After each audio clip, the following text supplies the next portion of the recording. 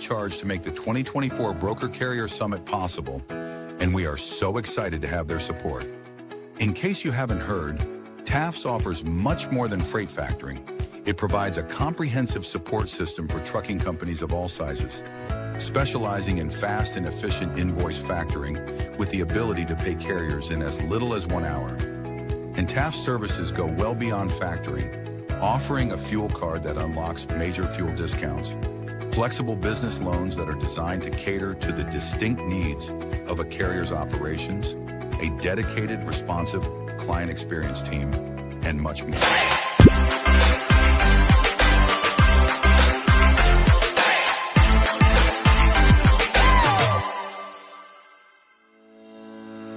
Black Box Logistics is a 3PL freight brokerage based out of Birmingham.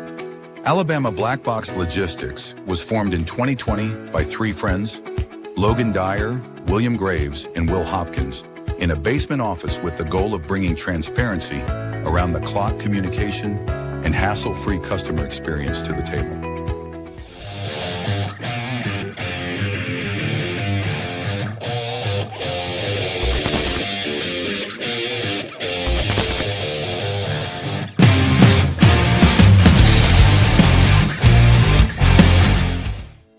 Multi-service fuel card, the industry's first fuel card, was created by an over-the-road truck driver in 1978 to offer a safe, simple, and cost-effective way to handle fuel and trucking expenses.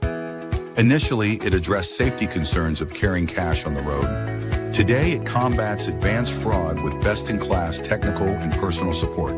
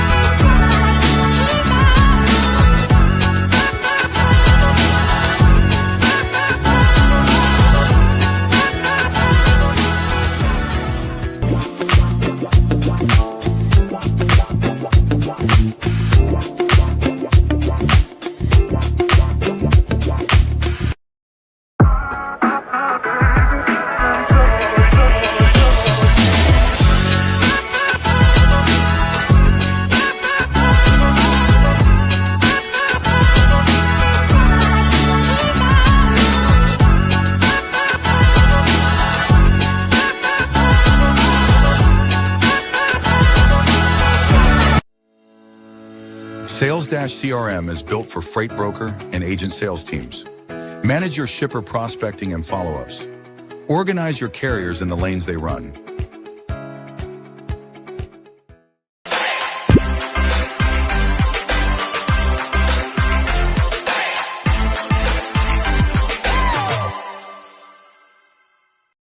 HD Ships is a leading logistics provider specializing in sustainable and tech-driven freight solutions.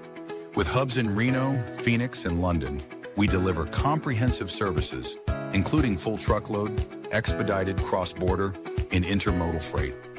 Leveraging proprietary technology, we offer 24/7 tracking, real-time visibility, and advanced automation to ensure safe, compliant, and efficient transportation.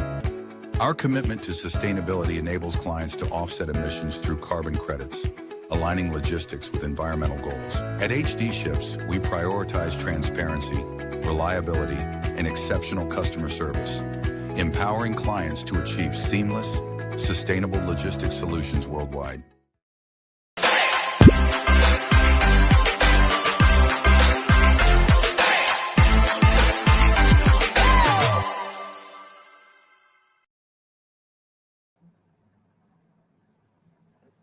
Happy Friday.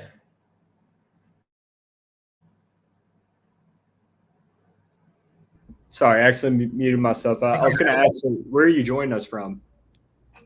Oh, I knew you were going to start with that too. That's probably why you're muted. You're so excited to ask that question. Well, I was in Latin America. Yeah, I was trying to figure out if I should say hola or not. Yes, I am in Latin America right now. Gorgeous weather, 80 degrees and sunny. Can't complain. Yeah, man, that's tough. Some of us are in the office, unfortunately. Well, you'll survive. Birmingham's a nice city, but I'm pumped for today's show, though, man. No, we both met Brooke and George. I've met George before. I met him for second or third time down at Broker Carrier Summit. I met Brooke for the first time, and they were one of our longest sponsors, so it's gonna be fun to have them on the show. Yeah, no, 100%. I'm looking forward to it as well. Well, shout out to our sponsors, Black Box Logistics, HG Ships. If you're looking to be a freight agent, I'd love to talk to you. Sales Dash CRM. Dude, Josh is growing like crazy lately. It's been fun to see his growth. I know we have agents that use it. Your company uses it. If you're looking for a freight specific CRM, Josh is the GOAT, in that area. Yeah, 100%. We love Sales Dash. We've onboarded quite a few people from other companies as of late, and they're coming from different CRMs. Once they get on Sales Dash, they're all saying, "Hey, this is the best CRM that we've been on." So yeah, very happy with Sales Dash, and I'm proud to have Sales Dash as a sponsor. And then Black Box Logistics, Matt always brushes over this. We're recently awarded the People's Choice 3PL, so I feel like we should throw that out there before we just skip past it. And then we've got our banner sponsor, TAFS, which we'll be having two TAFS people join us today. So we'll get into some of that during the show. Yeah, should we hop into it? Yeah, let's go ahead. We'll bring them in one by one. We've got a couple of people joining us. First, we'll bring out George. Can tell us a little bit about himself and what he does with TAFS. Hey, George, thanks for joining us. Hey guys, thanks. Appreciate it Happy very Friday. much. Yeah, the intro there with the evolution of Matt's facial hair is absolutely hilarious. Yeah, he's probably in several yeah. different countries throughout it as well. Do that, let's like. We need to. You can tell I update. shaved off my beard since I saw you the other week. Yeah. You're looking a little more clean. Awesome. Yeah, Well, well, George, when I go to Latin America, it's about the only time that I decide to get a haircut and shave my face. It's about the only time. That makes sense. yeah, well, But George, tell for the those that don't know who you are or what you do, give us a little bit of background on yourself, your position with TAFS, all that good stuff. Yeah, so George McWilliams, Director of Partnerships over here with TAFS.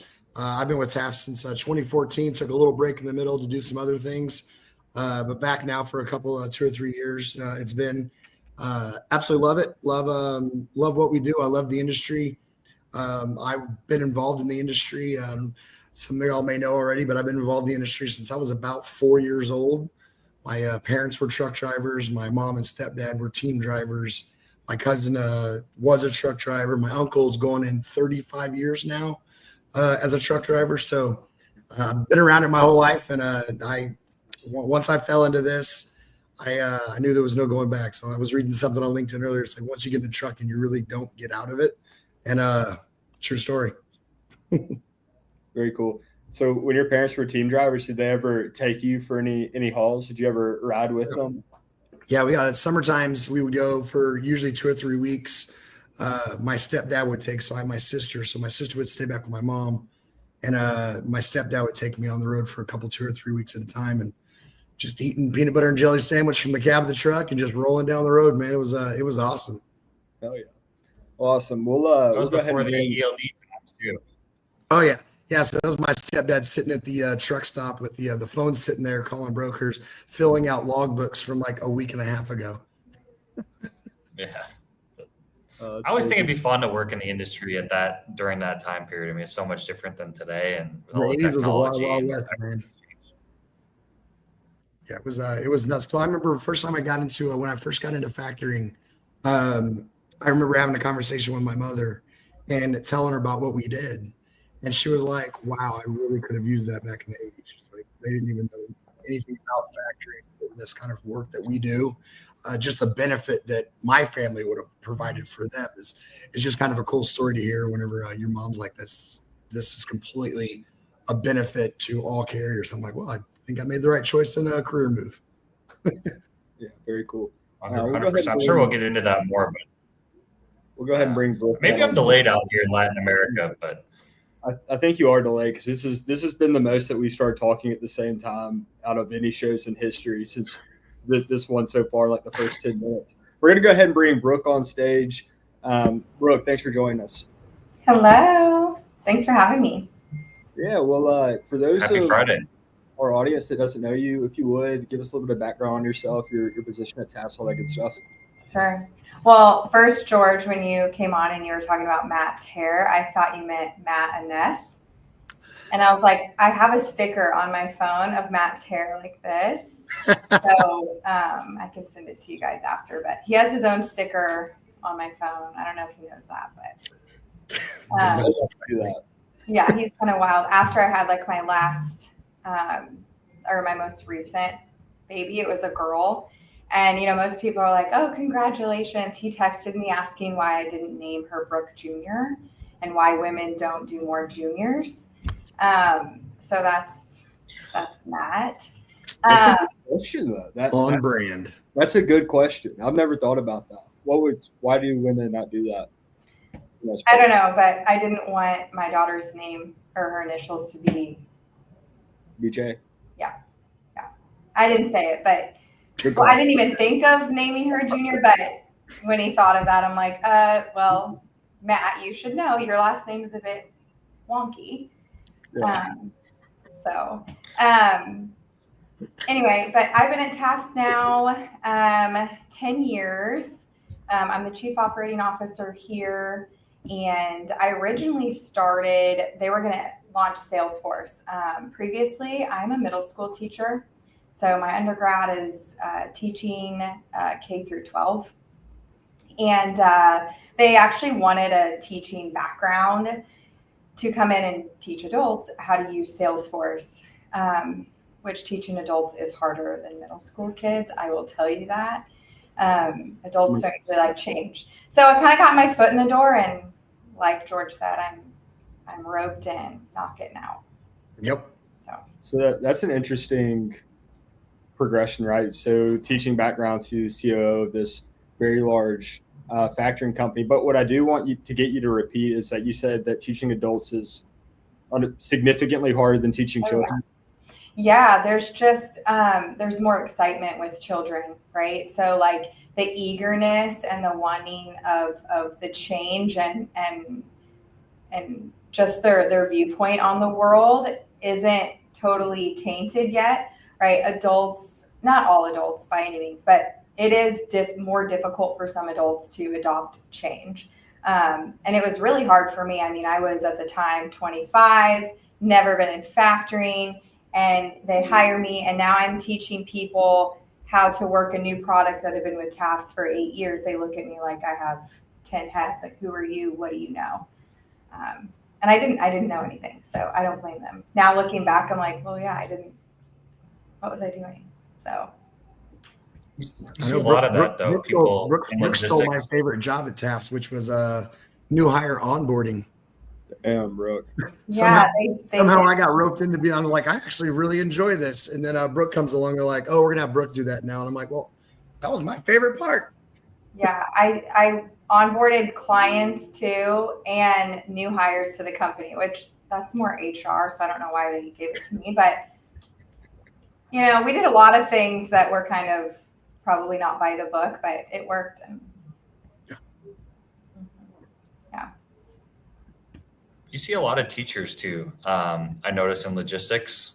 There's one she commented on my LinkedIn post the other day. She works for a freight tech company, and I've seen a couple other people talk about that as well. So there's got to be a lot of correlation, I think, between teaching that makes. I think you have to be really patient, obviously, as a teacher, and there's just a lot of patience needed, dealing in our crazy, wild industry. So it's interesting that you came from that background. Yeah. And I mean, I knew I wouldn't always stay in teaching, even if I didn't go down the path of TAFS, but I figured I would go into like admin or some type of like leadership role is what I really wanted to do. And honestly, like my job here is so easy because I work with really good people. Like I think about like what I would be doing if I wasn't in transportation, and I probably would enjoy just about anything as long as I work with good people. Because I mean, it makes all the difference. Yeah, that's a good point. I would say that most adults, right, are basically just big kids. And teaching them, training them can be quite difficult. So I'm sure that some of those strategies or whatever you learn in teaching come in handy, and you probably use a lot of that, which is nice. A lot of stuff that I learned in school isn't very relevant at all Totally. to anything I do. But I can say some random phrases in German, so that's pretty cool. But other than that, my schooling wasn't very useful in my career. Yeah. Yeah. And like, I'm just a big believer that school isn't for everybody, right? Like, I love school, love it. Like, I love reading, researching, writing, all of that. But some of the most successful people I know barely graduated, high school. And so it has nothing to do with your ability in school. It's really your work ethic, and just finding that niche and what you're passionate about and what you like doing. It's just because you're good at something doesn't always mean you like doing it. So 100%. Maybe just to kind of start off, because there might be some of our viewers, I think there's a lot of misconceptions about factoring out there. There's some people who, don't like factoring. There's other people who see the importance of it, like obviously, us on the show, but maybe kind of just start with, I don't know if George or Brooke, who wants to hit, what are some of, the common misconceptions you guys see of factoring? Like, what's a better, overview of just factoring as a whole? So 20 years ago, factoring was absolutely the F word. And then it slowly, I would say the past 5 years, has been more mainstream of a real value add service. And I think the problem and the misconceptions that people had is that if I need factoring, therefore I'm broke. And that's not the case, right? It's a tool that you can use in your industry and your business to be able to have cash flow readily available to be able to do the things you need to do, whether it be grow or just keep trucks on the road in general.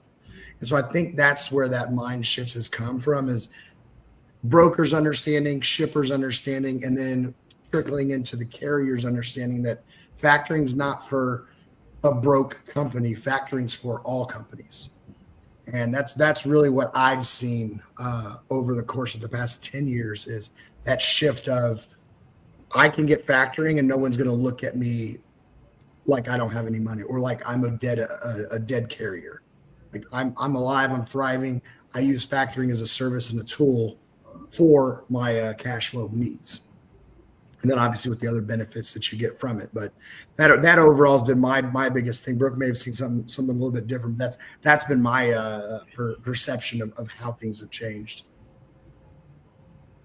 yeah, probably more of like the negative viewpoint that I get is more of, I've heard clients say like, oh, you guys are ripping me off, or you're trying to hold my money, or you guys don't want to help me. And we also understand the role that we play, right? When we're in holding somebody's funds or essentially in charge of their paycheck, I mean, we put the clients and the carriers in a really vulnerable position.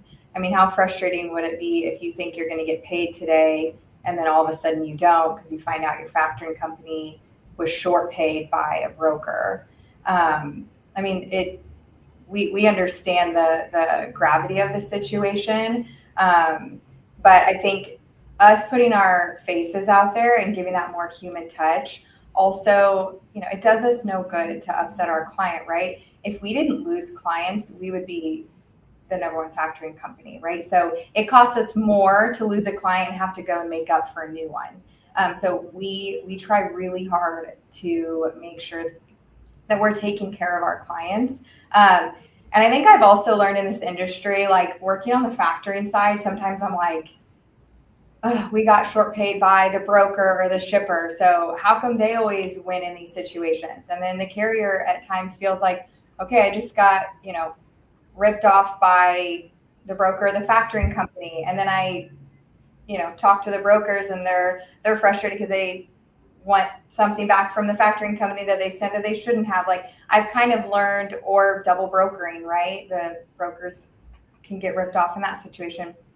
So what I've kind of learned is that everybody in the industry is taking hits somewhere. So it's not just one person winning in all areas. And for a long time, I had the mentality that we're always losing money. And that's not the case. We're all losing a little bit somewhere, unfortunately. So that's kind of. What have you guys seen on the factoring side over the last several years and kind of the soft market we're seeing, both asset companies and broker companies struggle? Are you seeing more companies reaching out for factoring? Are you seeing people getting away? Any kind of trends there that you might be privy to that we don't see from the outside? Good, Brooke. Well, I was going to let you go because you're more on the sales side. I see what trends use. Really, as far as trends go, the biggest trend right now is that we don't have enough carriers, or not rephrase, because not enough. There's plenty.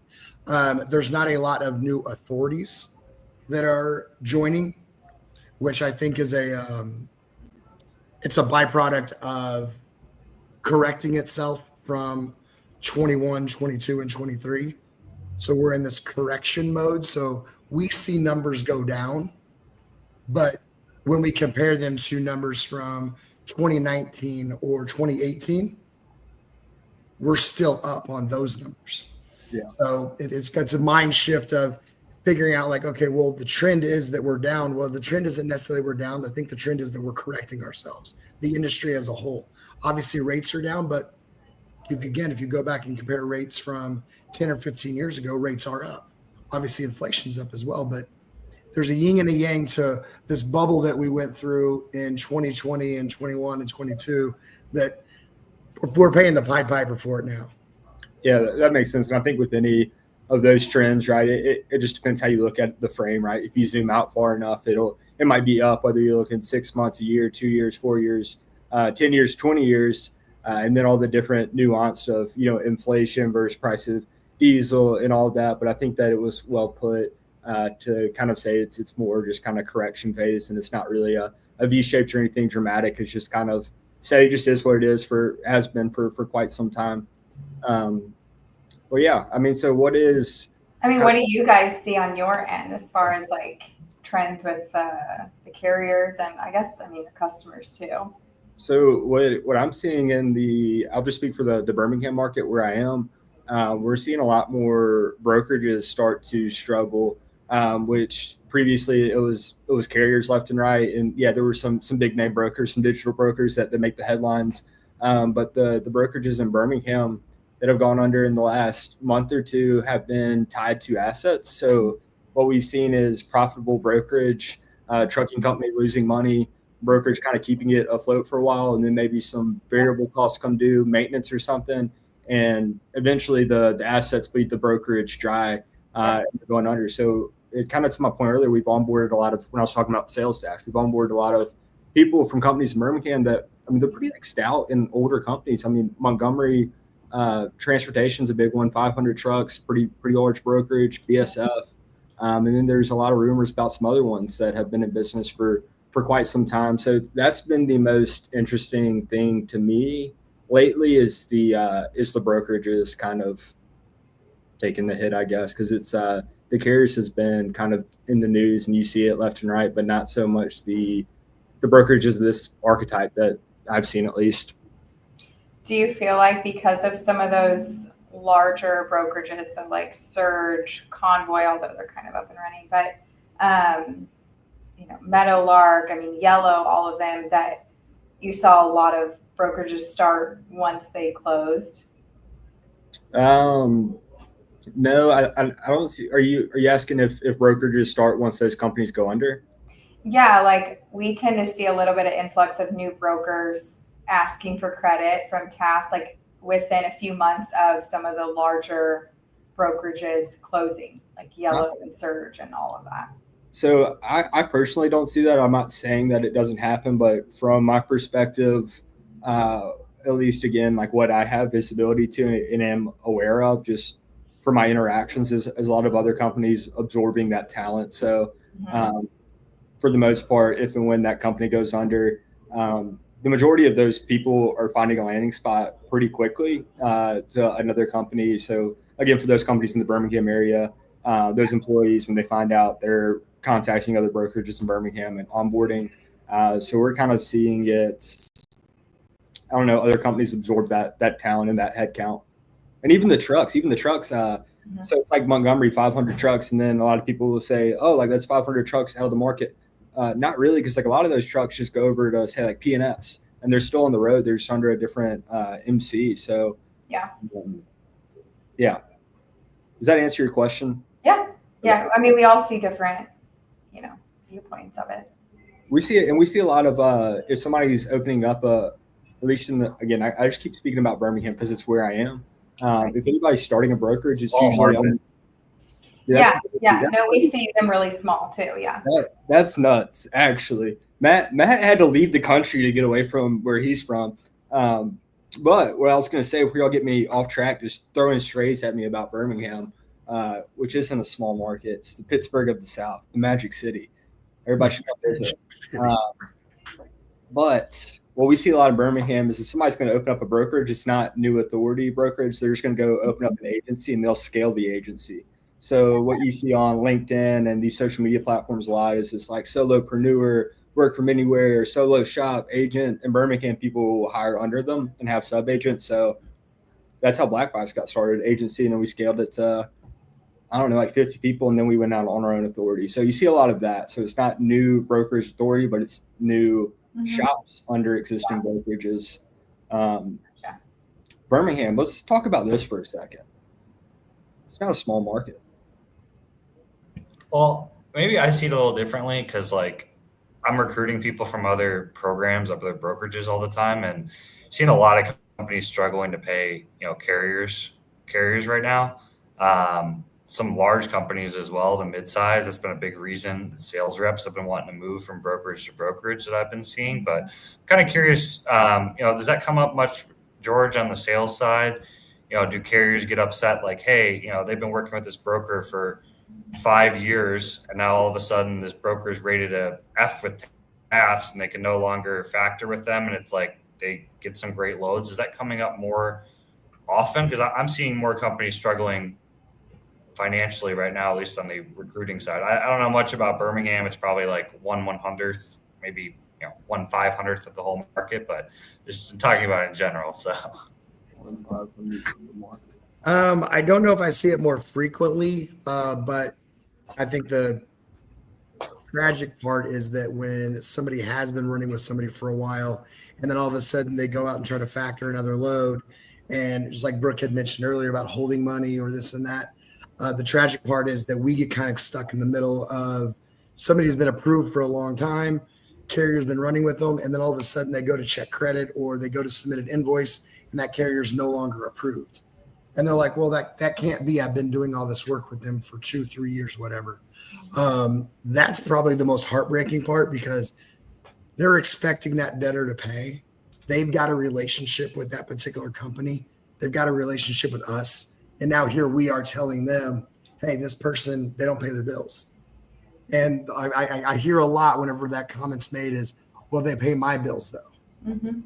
And it's like, well, overall in the industry, that's what we have to go off of for credit wise. We can't just say, well, this person's going to get good, so it's fine. So that's where the hard part comes in because you do feel for the carrier, but the business is what the business is, and when brokers stop paying, it causes a rift in the whole entire cash flow stream. I don't know if I see it more, Matt, but I will say when it's a large brokerage, it feels like everything's on fire because it affects so many carriers. Like I just had one recently, can't name who, but their pay terms, basically their pay terms, because we track that, were rising and rising. And they were like, our customer is taking longer to pay us, which we're fine with if the situation makes sense. But they kept rising and rising. And finally I said, okay, well, we need to see the financials if we want to keep your line of credit open with TAFS. And they sent over financials. They did not look good at all. But I signed an NDA, right? So I also don't think it's fair for me to call our clients and say, hey, don't haul for them, right? I wouldn't want you guys calling the carrier saying don't factor with TAFS. Right. And so it does put us in a really awkward position when I'm like, well, I don't know how the company's going to make it with the financials I just saw, but I can't really tell you that. So I have to leave you in the dark and I have to deny credit. So I have to be really strategic when I deny credit and how we're going to, especially for a larger brokerage, how we're going to let our clients know. Because it also causes them to panic too. So just like Will showed, it feels like everything's on fire, and that's like for a few days until it kind of settles. So I don't know if I see it more. It's just when it does come up, it's a big deal. We've got one in Birmingham who's having trouble paying their bills, and some of their employees over there were saying they have to look out for who they book at this point, because the carriers that they owe a lot of money to will purposely seek out their loads, pick it up, and then go just hold it hostage until they get paid for everything outstanding. So not only are they not factorable by, say like 50-60% of factoring companies, they also they have to be on the lookout for companies they owe money to, because they're just taking their loads till they get paid. And it's just a bad deal all around. I do want to ask you guys, what happens? I understand there's going to be some nuance maybe to the answer, but say brokerage goes under, they haven't paid carrier, so carrier technically owes them, and then the carrier then goes to bill the shipper for the outstanding loads that they hold. What should the shipper do in that situation? Should they pay the carrier, or should they not pay the carrier and wait for all the, like the bankruptcy proceedings or whatnot? Because technically they booked the load with the broker, not the carrier, but are they on the line for that carrier payment? That gets really messy. Yeah. I mean, in those situations, because we know it gets messy, we try to get a hold of the shipper first and try to figure out what can we do. It's difficult because technically to pay the factoring company, they have to have the notice of assignment, right? The NOA, and we don't send it to the shipper in the beginning. It's only sent to the broker, because that's who we're billing. And so a lot of times, technically, we own the receivables. Payment should come to the factoring company. But I think it's difficult because shippers don't always know they have a factoring company. And the carrier's just like, hey, I need to get my money. I need to get paid. And so they're trying any which way they can. So you're right. There's a lot of nuance to it, but it gets very messy when you're chasing money and payments. And then the shipper's probably being bombarded. Yeah. So, I ask because, again, we've onboarded some people from some situations, and they're getting calls from like carriers they've worked with for quite some time, and then they're shippers, and they'll ask us, it's like, we probably shouldn't advise them to do anything, because it's like really and truly, like, we just don't know. But it's quite messy to say the least. It is sad. It's very unfortunate and not great. Yeah. I think that's where you need to look at the paperwork too that you sign.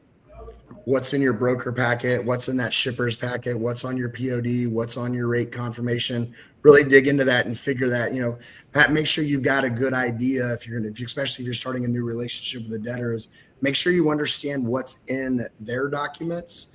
And then when you get a load, what is that rate confirmation spelling out for you? Because I know I'd read somewhere the other day that it's technically whoever hauls the load is the person that's required to be paid. Correct. In this case, with a factoring company involved, the carrier hauled the load, factoring companies due to collect those funds. So technically the shipper should pay the carrier, carrier via the factoring company, regardless if they've already paid the broker or not. And then that's a battle between them. But I don't think that always happens that way, but that's the way that it's been explained to me. But there's information in the rate confirmations and BOLs that should walk through those types of scenarios. And if they're not, they probably need to have a conversation with their partner and say, hey, I'm going to haul this load for you. What's my surety that you're going to pay me? And have those conversations. I think being vocal about it and being transparent will help you out in the long run, because if you do get, you're on your 18th load with this debtor and they decide not to pay you, it's like, hold on a minute. When we started this relationship, I already had this conversation with you. And I think you'd maybe add some human element to that, to be like, you know what, you're right, you did. Let me see what I can do to make this right. At least I would hope. I'm optimistic. I will say too, because we have a loan program, in these situations where the debtor goes out of business or they file bankruptcy or whatever it may be, we offer like a loan for our client. So with low terms, because I mean, it's not their fault, right? And we want to get our funds back too. And it would be, we don't expect a full payment right away. So we work out a payment plan with our clients because it's really unfortunate for them. And we want to recoup the funds and they want to pay it back. They just know, hey, I can't send $20,000 today.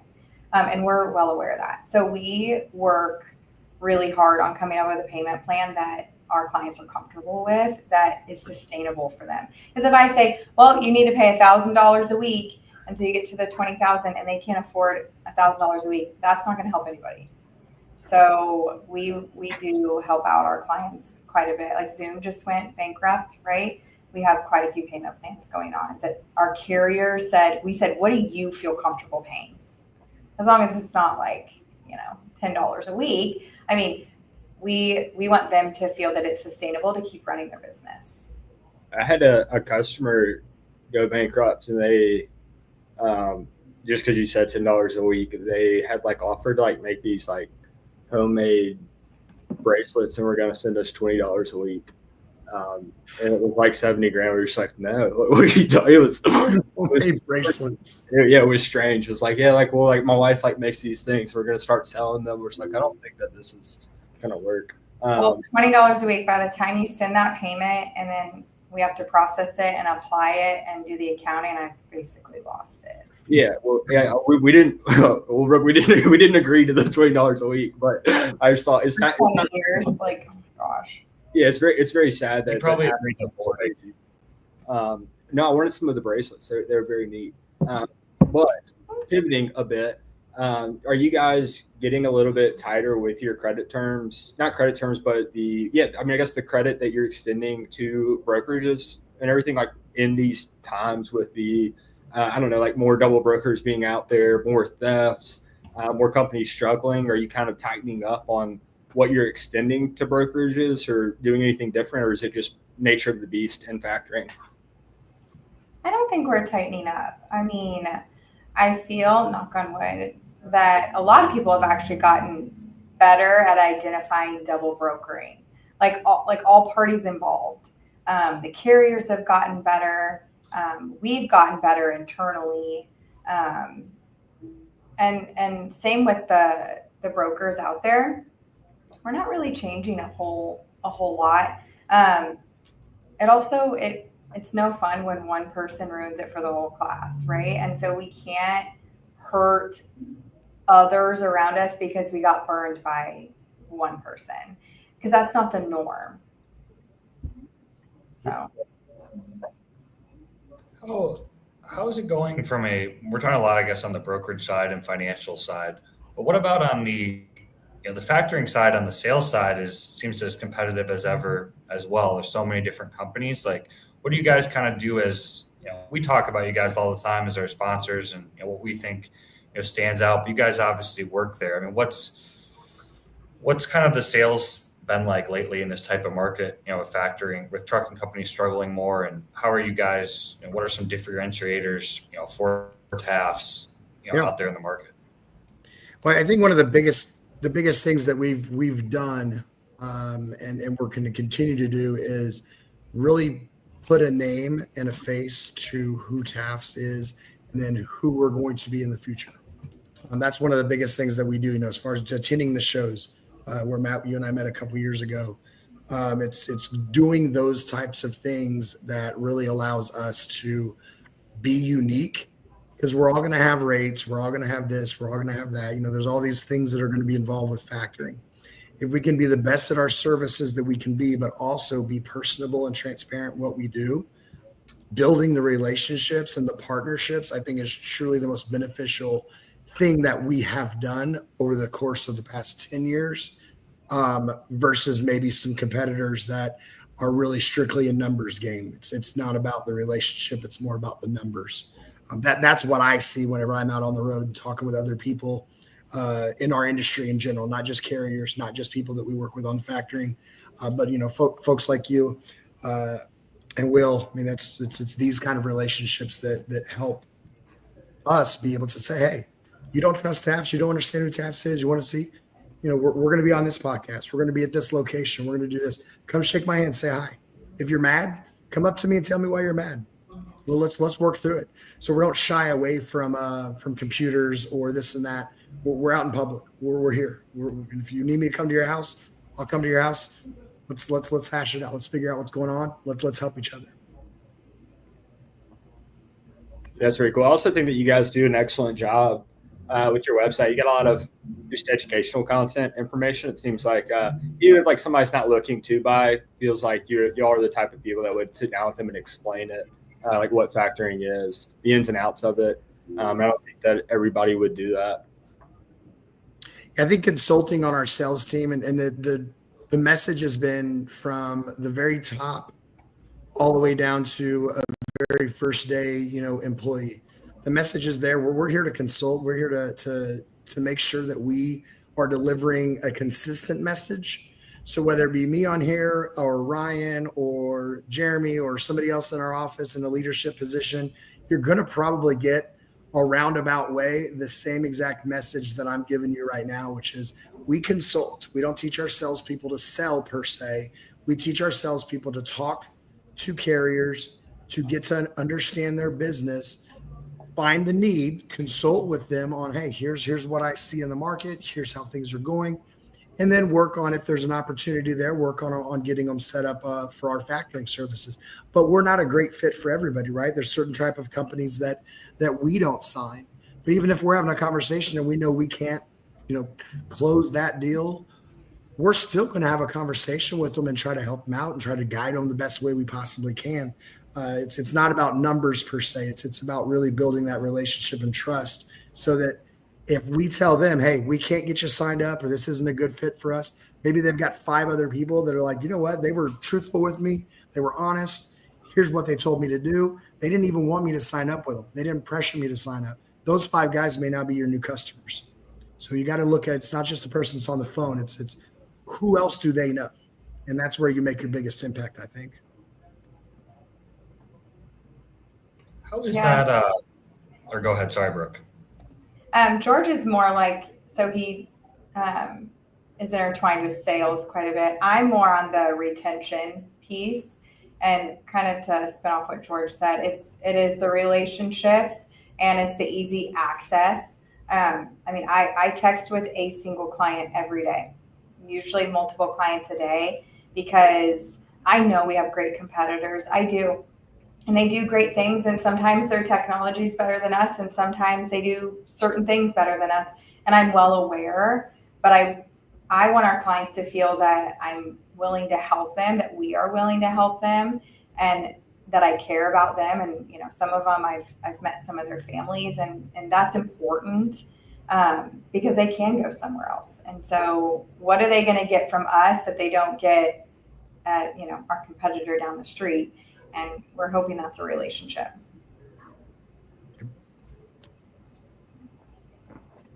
I know we talked about this a little bit at the Broker Carrier Summit regarding, kind of just how it is in sales in general. Like, is there a balance, too, on as you see this in brokerage, on the split model as well, you see this in freight tech between sales reps and then the customer success team.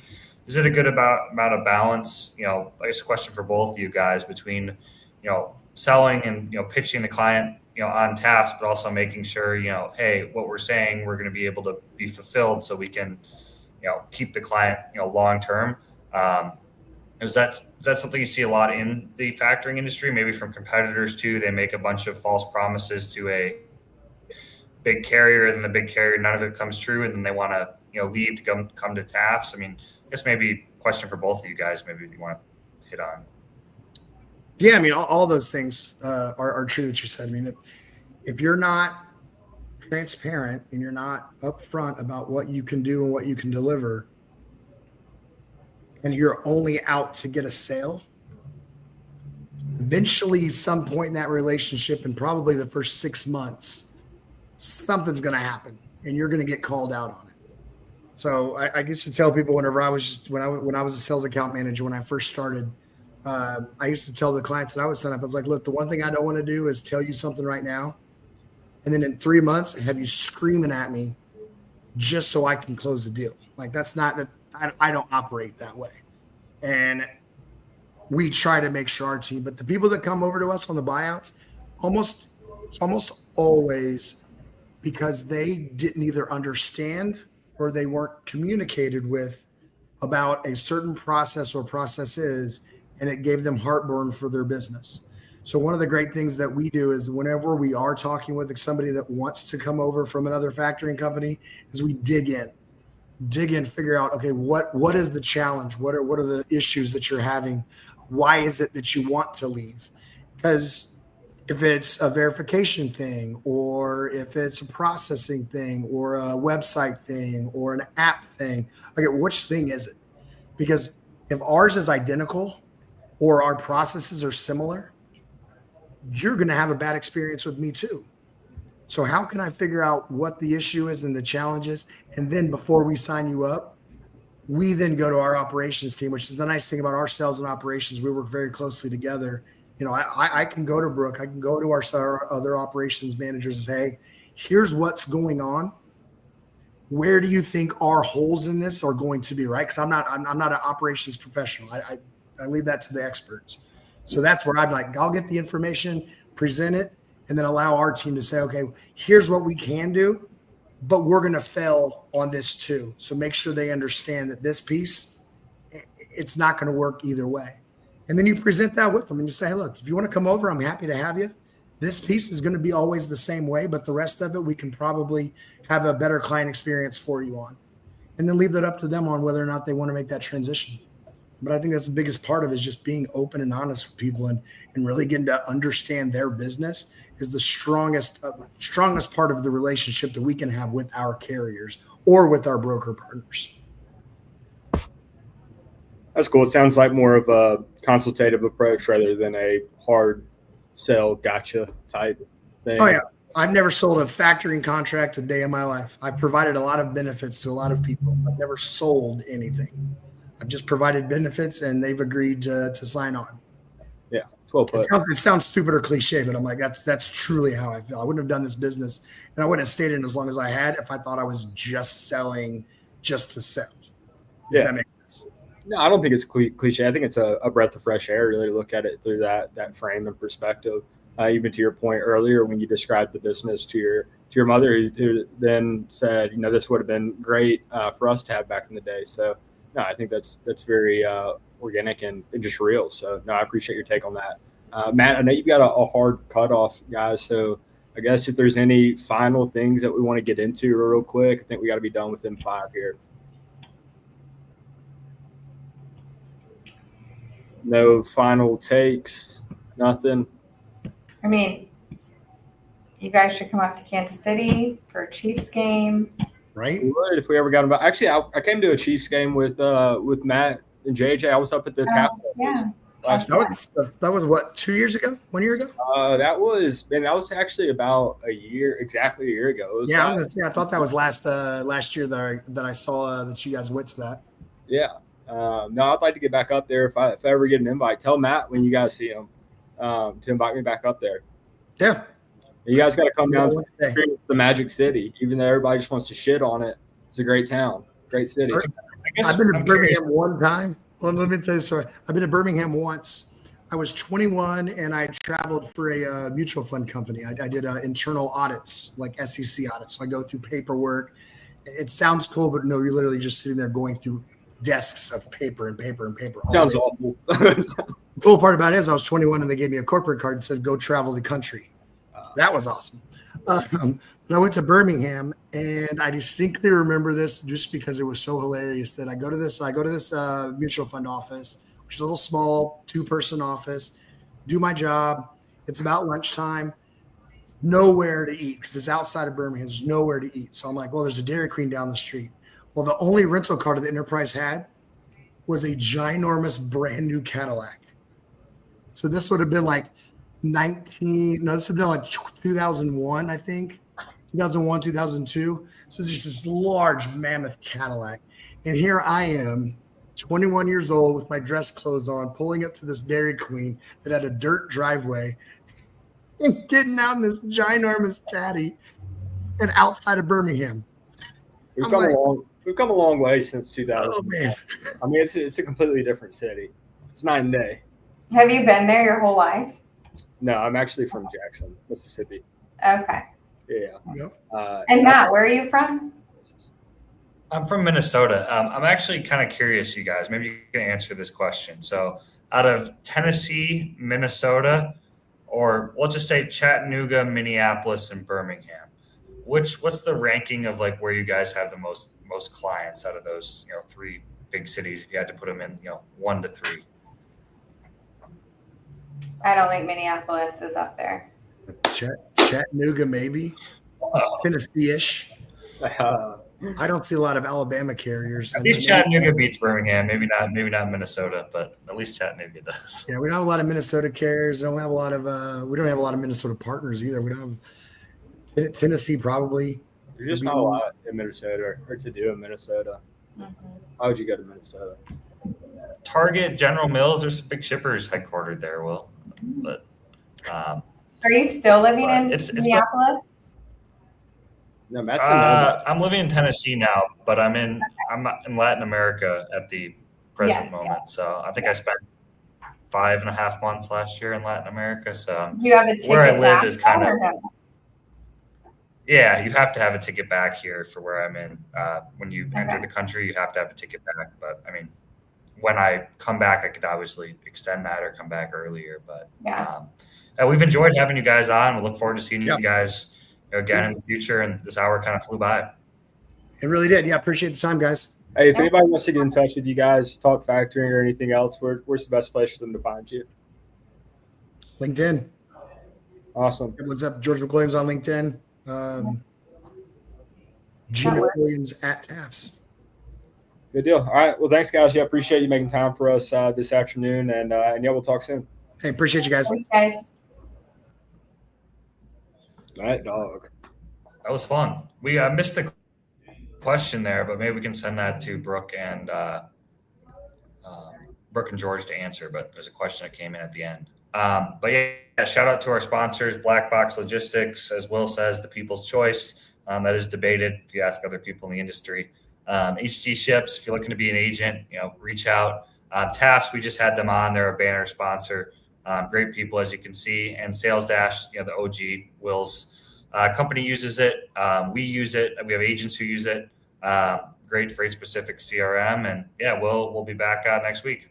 So technically, just throwing this out there, everything is debatable. Just saying.